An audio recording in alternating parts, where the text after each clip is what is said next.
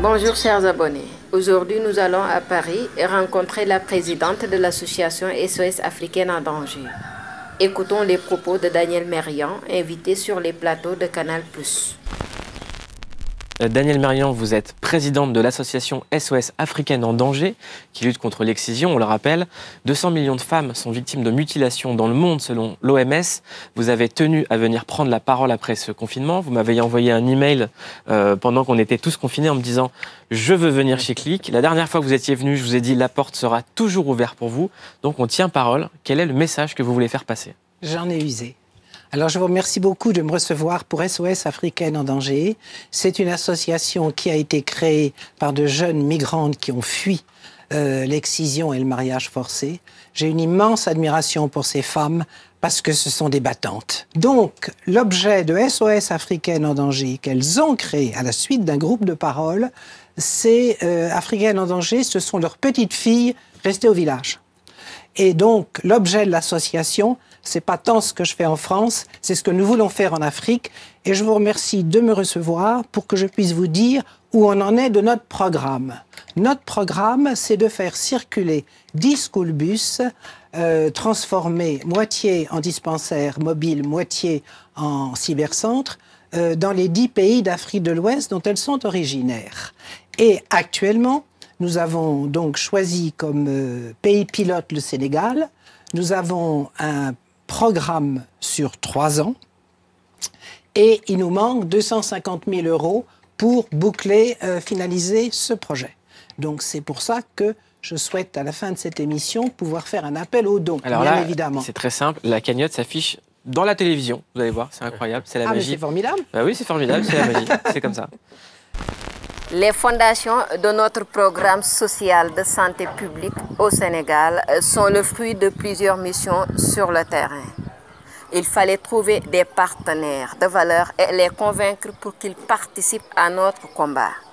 Daniel Merian, où en sommes-nous?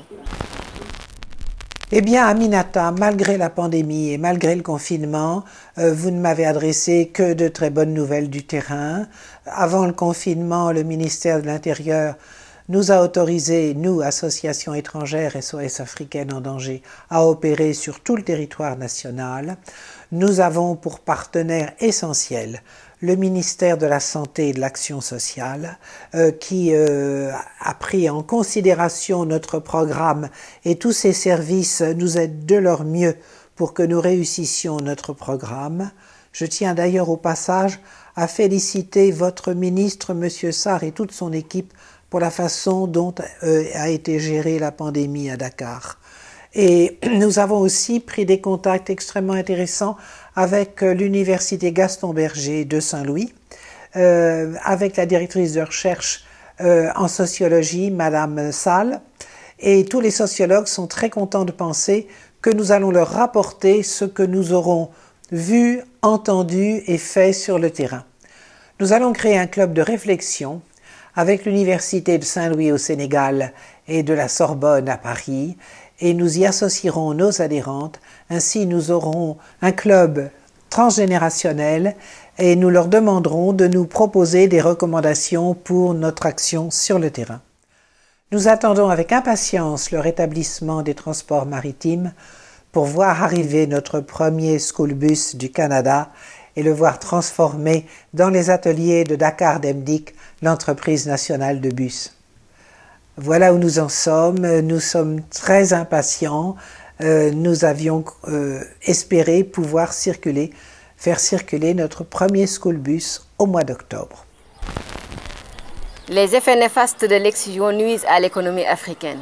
Plus que jamais, il faut éradiquer ce fléau, investir dans la dignité humaine, sur l'avenir de ces jeunes filles pour qu'elles puissent devenir les piliers de notre économie mondialisée.